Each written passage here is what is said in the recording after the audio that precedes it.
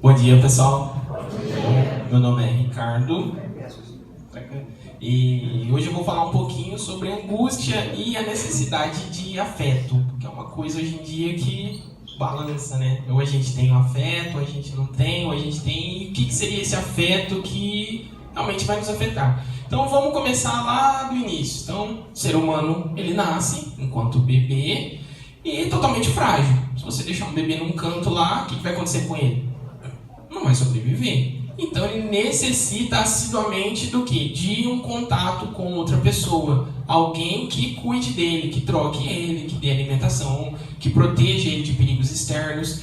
E o ser humano, ele tem uma característica que esse período de necessidade se estende um pouco mais que muitos outros seres da natureza. Então você pega um exemplo na natureza lá, alguns animais nascem, já nascem andando e vai embora. Precisa de um cuidado, mas ele sabe, pelo menos se alimentar, ele sabe fazer alguma coisa. O bebê humano não. Se ele nascer no canto ali e você for embora, ele vai ficar no canto ali e não vai sobreviver. E esse longo período de necessidades faz o quê? O que cria com o ser humano? Cria uma necessidade de atenção, uma necessidade de afeto, uma necessidade de amor. Por quê? Somos dependentes de outra pessoa por um longo período de tempo.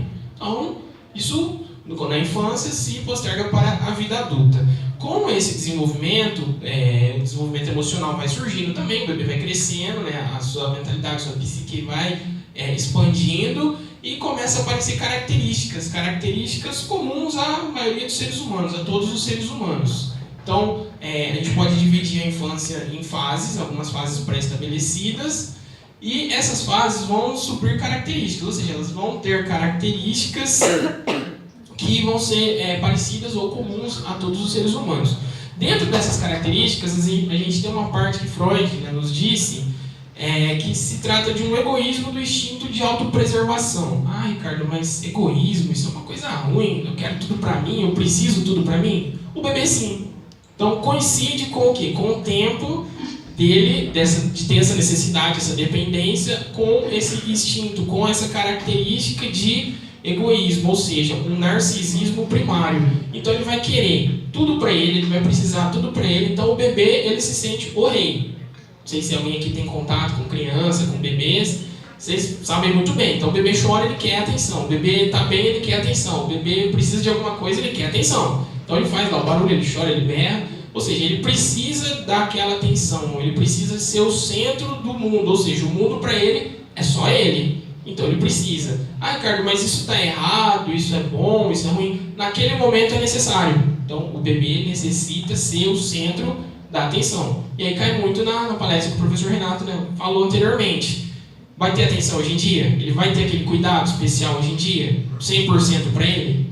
Não. Ele vai para uma creche, vai dividir lá com 40 pessoas, vai ser bem cuidado, mas perante a sensibilidade dele, não vai ser o que ele quer. Ele quer 100% de atenção. Ou seja, ele tem um narcisismo primário. Então, nesse momento, é necessário. Agora sim, se a gente falar de uns bebezão de 40 anos com atitudes narcisistas, não vai ser bacana, né? Então, uma pessoa com 40 anos quer tudo pra ela, relacionamentos, namoros, tudo. Ela quer tudo, ela quer ser o centro da atenção. Então, isso vai começar a trazer uma certa dificuldade na vida dela. Mas, enquanto bebê, enquanto ser indefeso e imaturo, é o momento, é a hora de se passar por isso. E aí vai muito da dedicação dos pais, de abdicar, de renunciar a muitas coisas para estar junto cuidando, né, naquele momento com a criança. Partindo um pouco a mais, com o desenvolvimento emocional, as fases vão passando e uma nova característica começa a surgir nos seres humanos, que seja o quê? A percepção da presença da entrada de outras pessoas, ou seja, para o que a criança era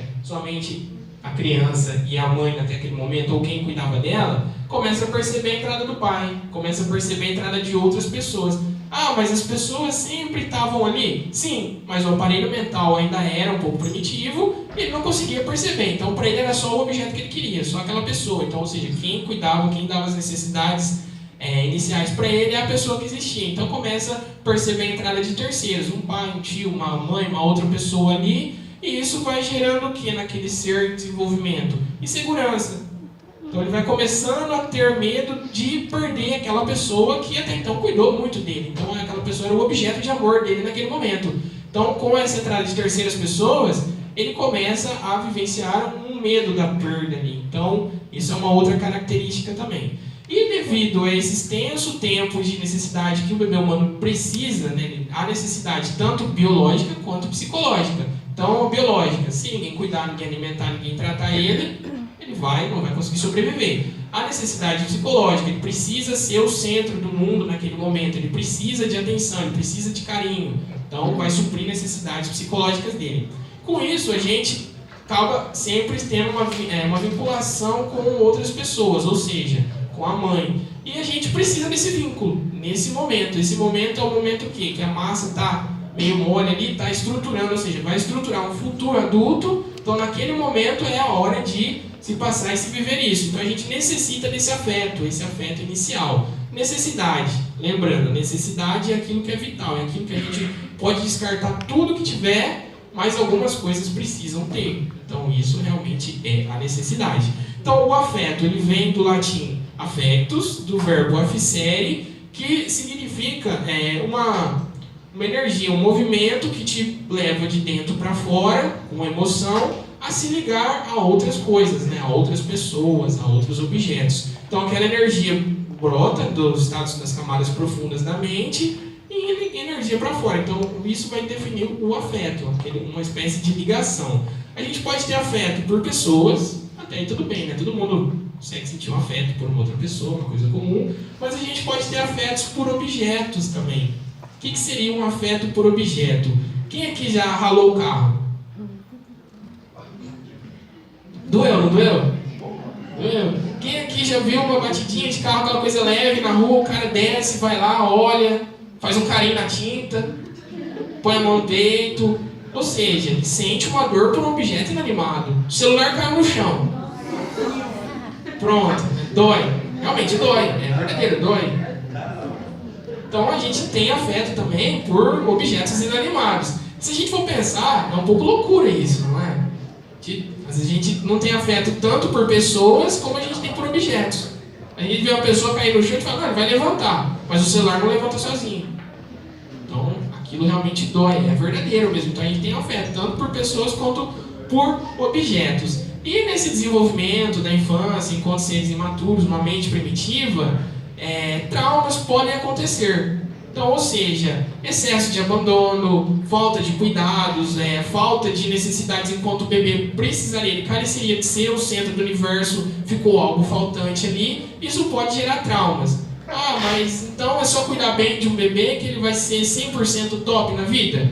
Não há regra, não há receita do bolo, porque, excessivos também, cuidado excessivo, exacerbado, também não é benéfico. Então, a gente precisa encontrar um meio termo ali. Ah, mas tem receita? Tem? Não tem. Então, quem lê na internet o que fazer para seu filho crescer bem? Não existe regra. Você vai estar dentro de uma história da sua vida que muitas vezes não vai se encaixar. E geralmente quando a gente lê essas coisas, tudo se encaixa, né? Ah, mas vamos fazer isso e aquilo, vai estar tudo certo. Não vai funcionar dessa maneira. Então, não há receita. Então, situações de abandono excessivo. O que seria um abandono excessivo? A criança está chorando com fome, muita fome. Demorei 5 minutos a mais para dar comida para ele. Esses 5 minutos na mente matura, a gente não sabe o que significa. Então, para ele, lá dentro, na mente dele, é uma situação que pode levar à destruição. Então, ele não sabe. Ele está lá chorando, eu estou com fome, não vem. O que eu faço? Vou terminar aqui. Então, o instinto de autopreservação, ou seja, o egoísmo de autopreservação, vai achar que aquele momento é o momento final. E foi somente 5 minutos de fome. A mais ou a menos. Talvez ele está muito cheio, a pessoa vai lá e alimenta. Isso é só um exemplo, ou seja, é um grãozinho de areia na mente humana. Então, tudo que pode acontecer. Então, situações faltantes ou situações exacerbadas também, não vai ser legal. E esses episódios traumáticos, no decorrer da vida, né, a gente cresce, fala, não, mas eu passei fome também, eu fiz aquilo e eu sobrevivi. Sim, você só vai sobreviver. Mas vai deixar marcas, ou seja, na mente humana não existe pontos perdidos. Então aconteceu algo lá, você pode não se lembrar, mas está dentro da sua mente, está de forma inconsciente e provavelmente vai ter características que vai mudar a sua estrutura, a forma como você se comporta, como você sente, como você age hoje. Então a gente tem muito essa parte de achar, não, aconteceu lá, ficou lá. Não ficou. Uma coisa determina a outra. Então eu estou aqui hoje provavelmente porque coisas aconteceram lá atrás. independente se delas serem boas ou ruins, ou situações a serem resolvidas, que é o mais indicado. E com isso, a mente ela vai se preparar. Então, ela vai criar mecanismos para evitar sentir dores mentais, né? Episódios doloridos mentalmente. O que seria esses episódios doloridos mentalmente? Então, tem uma pessoa que é muito boa comigo, faz tudo para mim, mas eu odeio ela. Eu não consigo ver aquela pessoa. O perfume dela não bate com o meu. A roupa dela eu não gosto. Então é uma coisa que eu deveria gostar muito dela, mas eu não gosto. Isso o que pode causar em mim? Pode causar um estado aflitivo na minha cabeça, na minha mente. Então, por que a pessoa é tão boa, a pessoa é tão legal? Por que eu faço isso? Então, isso para não causar esses estados doloridos na sua mente, a mente tem suas próprias defesas. Então, ela cria artimanhas para evitar você a chegar nesses estados. Que seria o quê? Seria um modo de autopreservação. Porque senão a gente enlouquecer qualquer esquina, né? Qualquer ponto, nasceu e já enlouqueceu. Então a mente cria esses mecanismos para se proteger dessas situações. Vamos lá. Alguma dúvida, pessoal, até aqui? Então a mente cria esses mecanismos. Dentro desses mecanismos, nós temos um mecanismo de repressão. Que seria o quê? Então, episódios traumáticos, aquilo vai ser reprimido, ou seja, não vai chegar à consciência. Então, eu vou evitar pensar de maneira involuntária, ou seja, de maneira involuntária. Eu não quero fazer isso. Não, você não tem esse controle. A própria mente vai se encaber de fazer isso. Então, o mecanismo de repressão, para evitar que a mente chegue em estados doloridos, ele vai agir e você não vai saber de algo que está acontecendo ali. Então, durante a necessidade humana, todo esse tempo, todo esse cuidado que ela necessita, esses mecanismos vão estar em atuação a todo tempo. Nesse momento aqui tem muito desse mecanismo. Então, ou seja, esqueci alguma coisa. Por que será que eu esqueci? Será realmente que eu saí com pressa de casa? Mas por que eu saí com pressa? Por que eu esqueci a hora? Por que eu não trouxe tal coisa? Por que eu não trouxe a caneta? Por que eu não trouxe o papel? Então, isso pode ser como pode não ser. Como eu falei, não existe regra. Então, mecanismos estão todo o tempo agindo ali para evitar a mente entrar em estados doloridos. E com isso, a gente chega em Freud, 1914, que vai nos dizer que uma energia que brota, ou seja, das camadas mais profundas da mente, ela não pode chegar à consciência sem ter uma representação. Ou seja, sua energia de vida, aquilo que te move, sai das camadas profundas da mente e precisa chegar à consciência. Para quê? Para você ser consciente daquilo, para você saber o que está acontecendo. Então aquela energia vem, encontrou uma representação. O que é? É amor.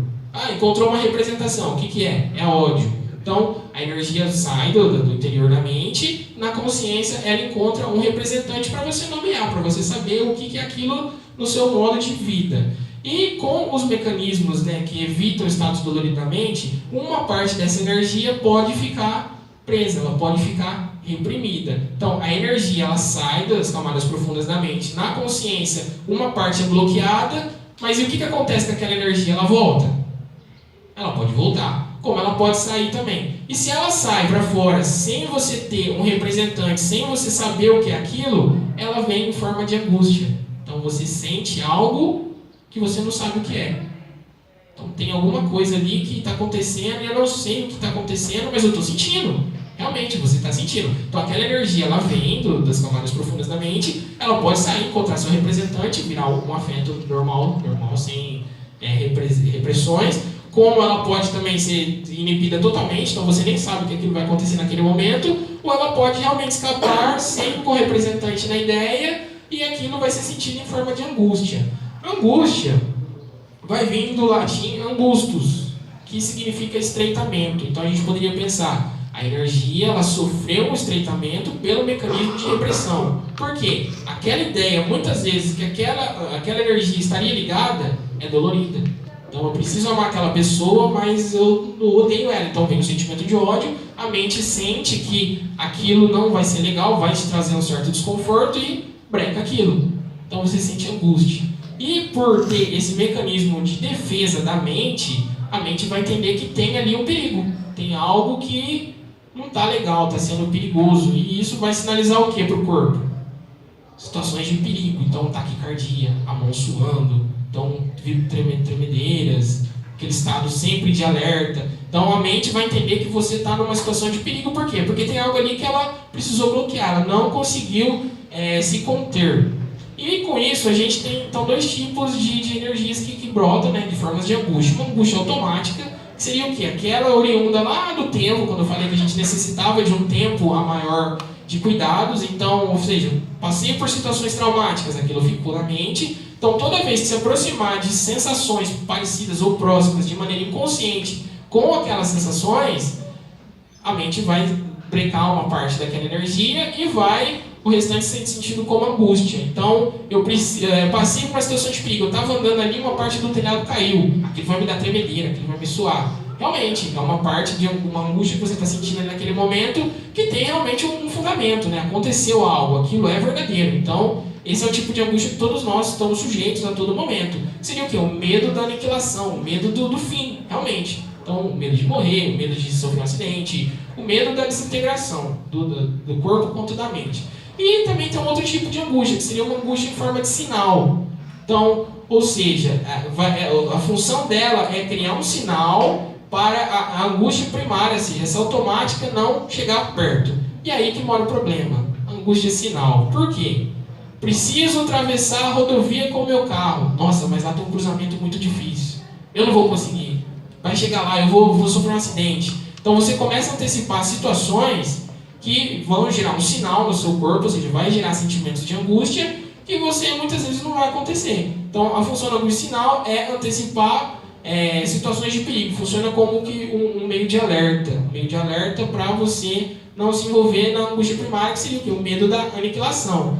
Mas e se não for real aquilo? E se eu chegar lá, tiver um trevo, se eu chegar lá, não ter mais carro nenhum, ou seja, eu sofri antecipadamente, eu tive uma angústia, e ou seja, eu tive tremedeira, eu suei, eu tive taquicardia, eu fiquei com medo, muitas coisas, e muitas vezes daquilo não aconteceu, né? Foi somente um sinal de algo que não existia. Então, muitas vezes a angústia pode ser baseada na realidade, como pode ser baseada somente nas suas percepções. Então, essa angústia sinal tem essa precaução. Um exemplo bacana desse tipo de angústia sinal é as crianças quando assistem historinhas infantis. Por exemplo, o Lobo Mau. Quem já viu aqui a criança assistindo, ele não assiste inúmeras vezes? 1, 2, 3, 4, 5, aí no outro dia assiste de novo, aí no outro dia assiste de novo. Ou seja, ele entende ali que ali tem situações de perigo e ele tenta se precaver. Então ele assistiu a primeira vez, gerou emoções doloridas na mente dele. Mas ele assiste da segunda e na terceira. Então aos poucos ele vai sabendo onde estão as situações de perigo que o personagem está passando ali, ou seja, ele está se identificando com aquele personagem. E naquele momento ele começa a se antecipar para não deixar a mente chegar nesses estados doloridos, não deixar a mente passar por fortes emoções e ativar a angústia primária, que seria o quê? O medo da desintegração. Então ele assistiu a primeira vez, o lobo pegou lá o porquinho. Assistiu da segunda, o lobo pegou o porquinho. Assistiu da terceira, ele sabe onde o lobo vai pegar. Então ele não vai se sentir naquele momento tão angustiado frente ao quê? Às incertezas. Ah, preciso ter uma prova amanhã, vou tirar nota? Não sei, é uma incerteza. Então aquilo vai me dar uma angústia hoje. Então vou ficar sem dormir, vou ter taquicardia, vou suar a mão, vou fazer 1001 artimanhas antes de chegar lá amanhã. Aí chega no dia, o professor fala, não, hoje é prova em grupo. Então, às vezes você percebe, a angústia sinal, muitas vezes, elas têm essa serventia de sinalizar a mente que um perigo está vindo, mas muitas vezes esse perigo não vem. Esse perigo realmente ele não vem. Então por isso que a gente precisa ter um contato maior com a realidade a fim de se precaver dessas coisas. Para quê? Para evitar sofrer antes. Senão a gente começa a pensar, quando eu tiver 40 anos eu vou ter que tomar remédio para os ossos, para cálcio. Mas meu, você não tem 40 anos ainda. Vamos viver o momento, vamos viver o presente. Por quê? Porque senão você vai se angustiar, você vai realmente começar a ter sentimento. Então sua perna vai começar a doer já, você vai começar a suar a mão, tremedeira, vai começar a ficar com medo excessivo, vai querer começar a fazer esporte 5 horas da manhã, porque quando você chegar a 40 anos, seu joelho vai doer. Então, esses sentimentos geram angústias. É ruim? É bom? Depende. Aí cada pessoa vai ter o seu momento, cada pessoa vai ter a sua história de vida, cada pessoa vai ter a sua forma de enfrentar isso. Muitos não vão querer enfrentar, muitos vão querer realmente saber o que está acontecendo, por que eu estou com esse sentimento, com essa afetividade que eu não sei o que é. Ou seja, o mecanismo ali está tirando da sua parte consciente o que aquilo sinalizaria. E muitas vezes, por já ter um mecanismo de defesa ali, é uma parte dolorida. Então você vai entrar em contato com algo seu que você realmente não gostaria. Então aquilo vai te gerar um tipo de dor. E como a gente viu anteriormente, a gente evita a dor a qualquer custo, né? Então, happy hour toda sexta-feira, não veja a hora. Trabalha a semana inteira para estar no happy hour. Sexta-feira. E aí no outro sábado tem que trabalhar também. Então, não resolve muito. Aí você trabalha, faz aquilo, aí na segunda-feira você faz outra coisa, esperando a happy hour da sexta-feira. Então você está sempre criando armadilhas para evitar entrar em contato com sua dor. Interessante, né, gente? E esses tipos de armadilha, pessoal, varia. Não é só armadilha de perigo, não. Às vezes coisas bacanas. Então, vou fazer uma festa surpresa com uma pessoa que eu gosto. Vou comprar um presente caríssimo com uma pessoa que eu gosto. Então você começa a se envolver em situações para evitar entrar em contato realmente com um tipo de dor.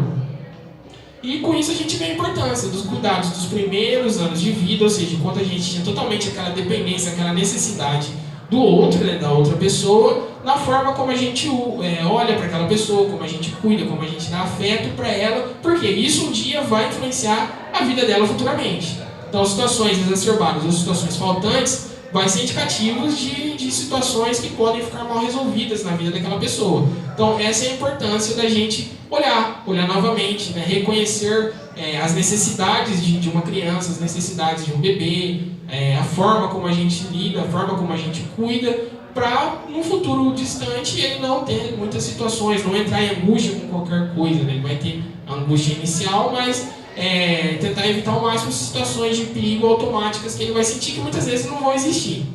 Pode falar.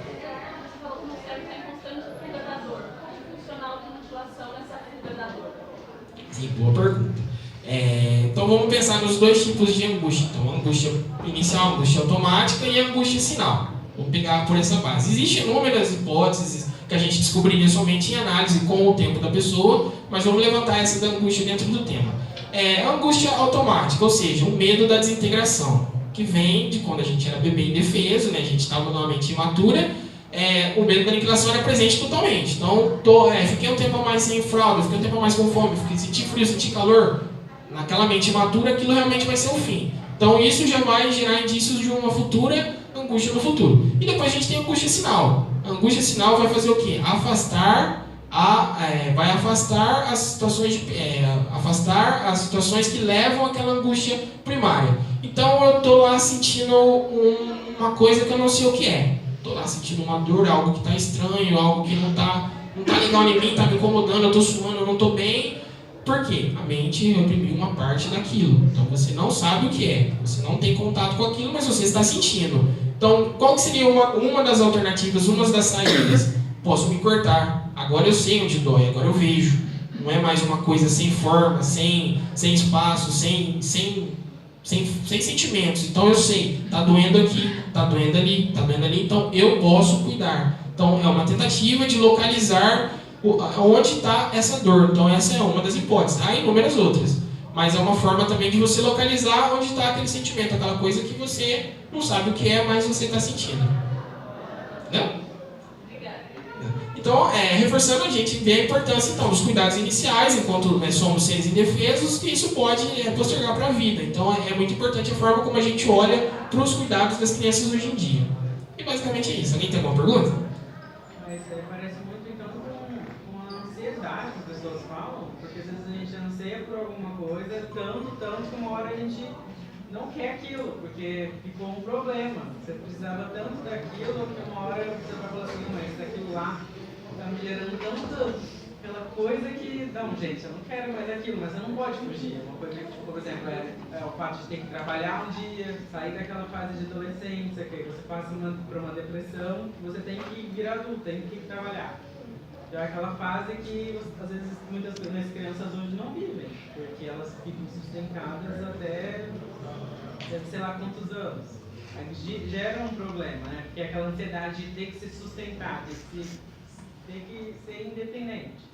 Então gera, não gera? Sim. Ansiedade e angústia, elas são bem parecidas. Sim, elas vão estar quase que interligadas aí como termos, como sinônimos, como situações, ou seja, se a gente levar isso a nível de sentimento, a nível linguístico a gente consegue a diferença. A nível de sentimentos a gente vai perceber que é o quê? É uma coisa sem nome. Você está sentindo uma coisa que você não sabe o que é. Então uma parte, né, daquela energia foi reprimida por mecanismos da mente, outra parte continua livre. Aquilo vai escapar e vai te gerar realmente essa coisa que você não sabe o que é, que pode te levar a uma incerteza. Então uma forma de vigilância de uma incerteza. Então você não sabe o que vai acontecer. Então você fica tudo naquela, nossa, o que vai acontecer? O que vai acontecer? E como você disse, as crianças hoje não vivem isso. Então, ou seja, tá chorando, tá triste, então já vamos fazer algo. Tá não sei o que, então vamos fazer algo. Então ele não é permitido ele viver o tempo dele. Lembrando que na infância é o tempo.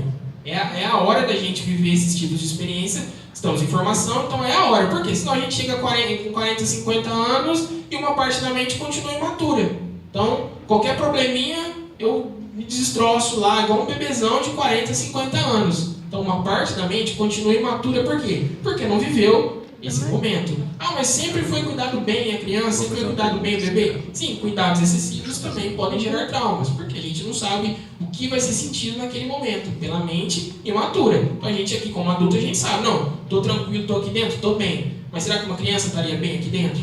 Então essa parte a gente não tem. Então, cuidados faltantes ou cuidados exagerados podem gerar traumas também. E a hora de se viver isso é a infância. Então a gente, achando que está com muito cuidado, estou cuidando muito bem, pode ser também algo a se pensar, né? Algo, deixar viver o momento, sentir o que está acontecendo, para estar mais próximo com o contato dessa dor. Porque senão essa dor não vai ganhar maturidade nunca. Você não vai, essa parte da mente não vai conseguir ser madura suficientemente. Aí quando for adulto, chegou naquela parte, ou seja, lembranças trouxeram aquilo à tona, você vai ter lá 40 anos se comportando como um bebezão. Então vou brigar na rua, o cara ralou meu carro, não, vou brigar, vou sair. Então, ou seja, você chora, você berra, você esperneia, você faz aquilo, vou fazer um abaixo-assinado, vou tirar o professor, não, isso está errado, não sei o quê. Então, essas coisas não condizem muito com a idade cronológica. Então, uma parte da mente pode ter continuado imatura, muitas vezes por isso, por não, no momento certo, viver aquilo que era necessário.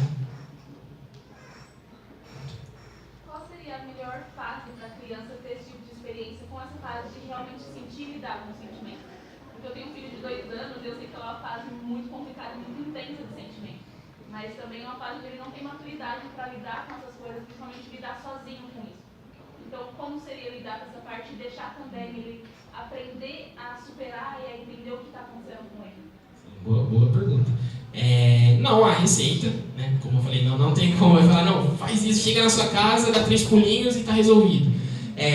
Assim, a melhor alternativa aí, uma coisa interessante, seria estar junto de maneira saudável, mas estar junto mesmo, não é só, não vou fazer a tarefa hoje para ficar aqui, mas você está lá e está no celular. Não é interessante, é estar junto mesmo, é ficar com aquela criança, viver o que aquela criança vive, para quê? Para nos momentos que ela se sentir desamparada ou sentir angustiada, né, sentir situações desconfortantes ali, ela consiga ter alguém, ou seja, ela tem alguém que ela sabe que ela possa confiar, alguém que ela sabe que não vai, esse perigo de desintegração, né, esse perigo de padecimento, não vai chegar, porque ela tem uma pessoa que ela consegue, ela sabe que ela está junto. E como que ela vai saber? Mas ele tem 2 anos, eu posso conversar? Isso vai além das palavras. Então ele realmente vai sentir aquilo que você está sentindo, ele vai perceber se você está ansiosa, se você está insegura. Mas como eu disse, não há receita, né? Uma coisa interessante é estar junto ali, viver mesmo, é passar a experiência. E somente passando isso, ele vai conseguir ganhar maturidade.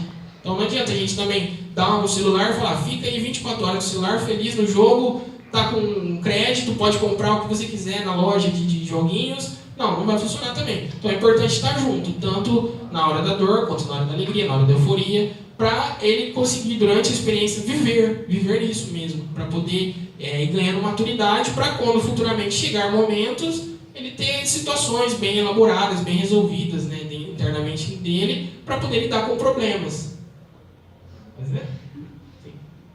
De que forma o processo da psicoterapia pode auxiliar nisso aí que você está falando? Boa pergunta também, professor Renato.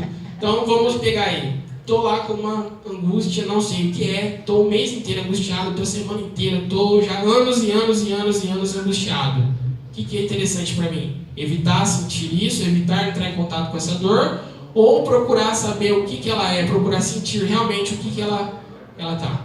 Então a gente tem as duas alternativas aí, né? Eu não chamaria de escolha porque a gente não quer sentir dor, ninguém quer sentir dor.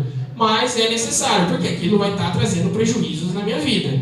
Então, ou seja, se eu estiver em processo de psicoterapia e aquele momento, aquela dor surgir ali, ou durante a semana, fora da análise, eu vou conseguir levar ela para o meu analista e ele vai estar junto comigo, de certa forma, para mim conseguir começar a elaborar esses sentimentos. Ou seja, eles começam a ganhar, de certa forma, uma maturidade ali dentro da análise, ou seja, aquela parte que muitas vezes ficou imatura lá da criança em desamparo, pode surgir dentro do consultório. Então a pessoa lá, 50 anos, fez uma coisa que nem ela acredita que ela fez. Calma, não tem importância. Vamos tentar entender, vamos tentar sentir, tentar viver aquilo que está acontecendo aqui para você conseguir ganhar a sua maturidade, ganhar a sua independência, de forma que no seu tempo, da sua maneira, que você consiga elaborar melhor aquilo. Porque a gente tampar uma dor com outra dor muito maior, também não é interessante. E a gente tendo alguém para estar junto com você ali, as situações são melhores elaboradas. E isso facilita muito, facilita entre aspas, né, para não ficar também assim, aquela coisa é fácil, mas facilita de certa maneira o caminhar, porque a gente tem alguém junto, então a gente não vai ter aquele medo, aquela angústia de se perder novamente, né? Então muitas vezes o que aconteceu lá atrás vai me remeter a um tipo de angústia. Não, mas dessa vez é diferente, dessa vez eu tenho alguém junto comigo, dessa vez eu tenho um cuidado que estava lá atrás e agora novamente ele está aqui, ou ele foi faltante lá atrás e agora ele está aqui. Então é uma possibilidade de uma elaboração daquele sentimento que você não sabe o nome, você não sabe o que é dentro da análise. Beleza? Mais um problema? Você tratou sobre aceitação, rejeição, amor, ódio, usou até o exemplo do perfume não bateu. Qual a melhor maneira, por exemplo, eu creio que ninguém deseja ter o ódio, mas o amor. Qual a melhor maneira da gente tratar isso? Você disse dos extremos, muita bajulação ou não. Por exemplo, faz de conta que a gente não bateu, não é só um exemplo, não é a verdade. Qual é a melhor forma da gente, por não desejar o ódio, viver esse sentimento bom de aceitação, rejeição? É sempre buscando o equilíbrio, alguma forma, porque não é um sentimento que a gente consiga contornar, não é o que a gente consegue esconder. Qual que é o caminho para a gente ter isso? Boa pergunta também. Então vamos lá, pegar do início. Então, muitas vezes eu sei que eu preciso amar alguém, ou aquela pessoa é boa comigo, mas eu sinto um ódio por ela, né? Eu não quero ela perto de mim, não quero, mas eu vou disfarçar. Tá, vamos então pegar do início. Será que realmente aquela pessoa precisa estar do seu lado? Será que eu não estou me iludindo? Será que eu não estou me enganando daquela pessoa me trata bem? Será que ele não tem interesse em mim? Então a gente precisaria repensar os tipos de vínculos que a gente está tendo. Se a gente está tendo muito desses sentimentos, ou seja, a gente está se enfrentando muitas vezes, estou sempre feliz, estou sempre num local que eu estou, não estou gostando daqui, eu não gosto daquela pessoa, eu não gosto disso, eu não gosto daquilo, será que eu estou no lugar certo?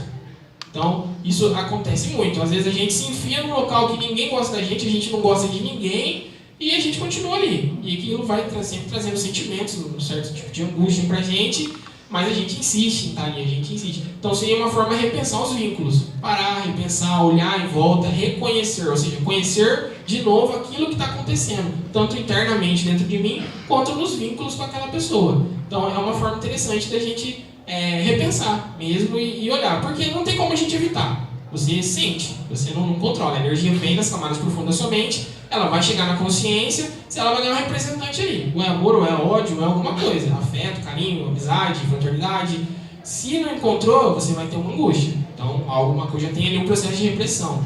Mas o porquê? Será realmente também que aquele vínculo é saudável? Ou será que talvez você não está saudável para receber aquele vínculo? Porque muitas vezes a fechadura está lá. A chave vai entrar ou não vai entrar. Mas será que a chave está certa? Será que a chave está errada? Então, às vezes eu estou aberto àquela pessoa, mas aquela pessoa não é bacana. Mas muitas vezes aquela pessoa pode ser bacana, mas eu não estou aberto para ela. Então, eu só consigo me relacionar com pessoas que não estão de acordo com aquilo que eu possa estar vivendo. Então, não tem como a gente evitar realmente. A gente sente. Então, amor, ódio, amizade. E se isso estiver trazendo muito desconforto, é começar a pensar mesmo nos vínculos, né? Tanto externo, né, com aquilo que está acontecendo, como o vínculo eu comigo mesmo. Será que eu estou saudável para poder aceitar aquelas coisas? A pessoa é bacana realmente, nem todo mundo é ruim. Às vezes a pessoa é bacana, mas eu não estou, nesse certo momento, aberto a receber aquele tipo. Por que eu não estou aberto? Às vezes eu nunca vivi aquele sentimento. Às vezes eu nunca vivi aquele sentimento de amor para mim saber o que é amor agora. Então, muitas vezes, o que eu acho que é amor, não é amor. É possessão, é sentimento de dependência. E isso a gente sabe que está bem longe do amor. Então, muitas vezes, aquilo que eu acho que pode ser uma ideia deslocada, uma ideia disfarçada ali. Então, é amor isso. Aí o sujeito vai lá e me agride, o sujeito me trata mal. Mas é amor. Então, a gente precisa repensar esses vínculos. E um local bacana para a gente entender isso é em terapia mesmo. Porque não há como a gente evitar. Não tem como a gente evitar sentir. Certinho, pessoal? Por favor. Sim, pode falar. Eu tenho uma pergunta. Em relação, por exemplo, à capacidade do cérebro de reprimir traumas ou alguma coisa que afetou uma pessoa, por exemplo, vamos supor um exemplo, um homem e uma mulher, eles se gostam muito, mas aí, por exemplo, de uma hora para outra a mulher adoece, fica doente, e o homem, por exemplo, não sente mais desejo por ela, mas ela ainda ama o homem, por exemplo. Aí, para acabar com esse sofrimento, ele vai lá e mata a mulher assim. É possível, por exemplo, isso tá na pessoa, não, por exemplo, mas é possível o cérebro reprimir isso a ponto de esquecer que ele fez esse ato? Sim, boa pergunta. Tragédia, né? Uma tragédia. Sim, é possível realmente o cérebro esquecer. Ou seja, mecanismos de defesa são vários, eles vão estar agindo 100% ali no seu cérebro. Então, se você reprimiu, se você esqueceu aquilo, é porque aquilo ia te trazer um tipo de dor. Agora, precisa repensar o porquê chegou nesse ponto. Né? Qual era amor mesmo? Será? A pessoa adoeceu, ela não conseguiu evitar. Mas será que até aquele momento era amor? Será que isso não teve sinais antes que chegou nesse destino, né, cruel? Então, muitas vezes é o que a pessoa, a gente deixa de ver. A gente vê a situação, assim, a gente vê o copo d'água transbordando, mas a gente não vê o tanto de gota que caiu nele antes. A gente só olha a última gotinha. Então, eu joguei a última gotinha, transbordou. Puxa, o que você fez? Então, o crime, né, no caso, aconteceu aí na história. A gente só olha o crime, mas o que aconteceu anteriormente? Será que realmente havia amor ali? Será que já não tinha sinais, formas de comunicação que já estava levando para aquele tipo de situação que poderia acontecer? E a pessoa pode reprimir sim, ela pode esquecer de certa forma aquilo que ela fez. Tem como a gente afirmar isso 100%? Depende. Há testes, há coisas que podem ser que funcionem, pode ser que não, mas há casos sim, que a pessoa tem aquele tipo de amnésia e não vai conseguir lembrar, porque aquilo foi muito traumático para ele. Agora, o que levou a ele a ocasionar aquilo é uma coisa que precisa repensar, precisa ser visto, né? Por que chegou naquele tipo.